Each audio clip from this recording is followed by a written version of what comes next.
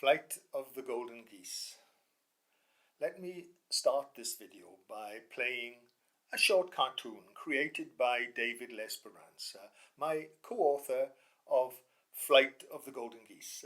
That book analyzes the attitudes and actions of high net worth individuals towards taxation. The cartoon is a metaphor for what is happening in the USA today. The top 1% of U.S. taxpayers paid 40.4% of all federal individual income taxes. We like to call them the Golden Geese. Here is their story.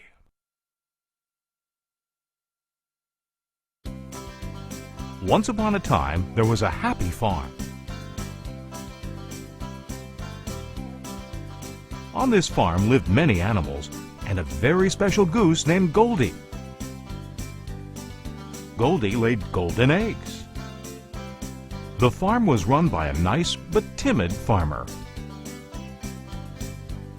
The farmer had a dog named Iris, whose role was to collect some produce from every animal to cover the costs of the farm. The farmer and animals worked hard and contributed to the farm.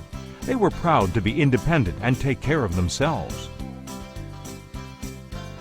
The farmer used any surplus to buy feed for the few animals who were unable to work or who might be having temporary difficulties. Every year, the farm got more expensive to run. The farmer was too afraid to ask the other animals to help. It was simpler to get more eggs from Goldie. The farmer loved Goldie and told her, "Goldie, you are 1 in 100." Goldie loved the farm and was proud to help. Over the years, some animals discovered that if they did not work as hard as before, they still got the same amount of food. The farmer would simply get more eggs from Goldie. Soon, Goldie alone was covering over 40% of the cost of the farm. One morning, after a bad harvest, Goldie heard a ruckus in the barnyard. She went to find out what it was about and was surrounded by the other animals holding signs and yelling, "We want eggs! We want eggs!" The farmer said that they needed more eggs in order to provide food and shelter for everyone. All the animals cheered, except Goldie. Goldie said, "I am working so hard and Iris is taking more from me than from any of you.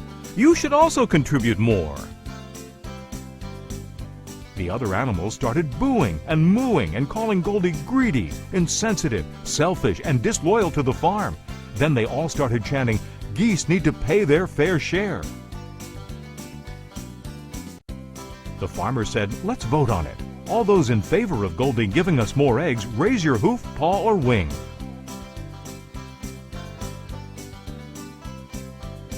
All opposed?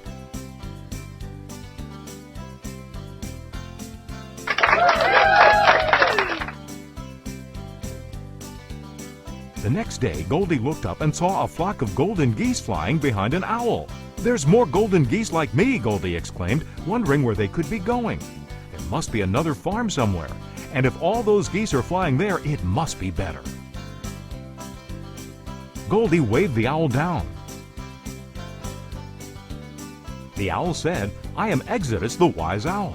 There are other farms that are just as nice as this one, but which will treat you better, where you don't have to give up so many of your golden eggs to an ungrateful farmer and animals, where you and your family will be safe, and where you can decide what to do with your golden eggs." Goldie asked Exodus if she could join them, and Exodus replied, "Of course, come with us now."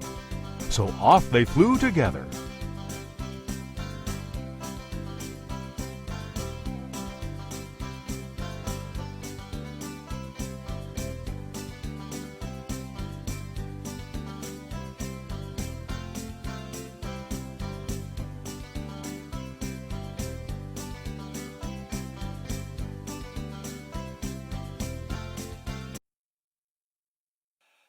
Every quarter since 1994, the US government has thoughtfully listed those US citizens who have renounced their citizenship because of federal tax, along with long-term residents who have ended their status as US residents for the same reasons.